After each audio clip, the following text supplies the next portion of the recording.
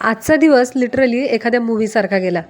सकाळपासूनच बाहेरचं वातावरण एकदम मस्त, थोडं ढगाळ, थोडा वारा आणि आमच्या डोक्यात फक्त एकच विचार, आज काहीतरी खायचं आहे.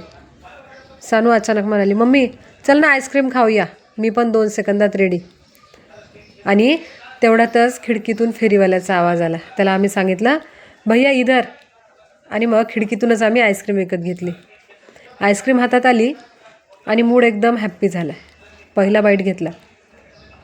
समोरच्या एका छोट्या मुलाकडे लक्ष गेलं. त्याच्या हातात 2-2 आईस्क्रीम. मी तर शॉकच झाले.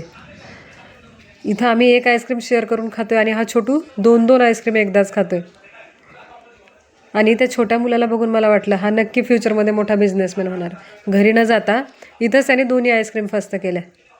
आम्ही दोघी खिडकीत बसून त्याच्यावर डिस्कशन करत होतं. तोपर्यंत आठवलं, अरे जनगणनेला जायचं आहे.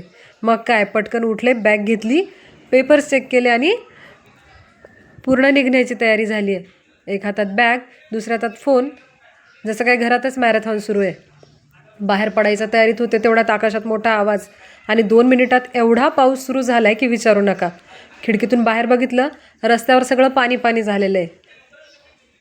आणि मी तिथंच उभी राहून विचार करत होते, निसर्गाला सुद्धा वाटते की आज मी घराबाहेर जाऊ नये.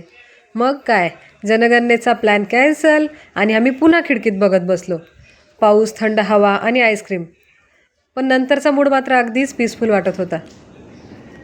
आणि खरंच एका दिवसात आम्ही काय काय केलं आहे. खिडकीतून आईस्क्रीम घेतली, त्यानंतर जनगणनेचा प्लॅनसुद्धा कॅन्सल झाला आहे. हे सगळं होताना एक गोष्ट कळाली आहे की आपण कितीही प्लॅनिंग केली तरी शेवटी दिवस स्वतःची स्क्रिप्ट लिहितो. धन्यवाद.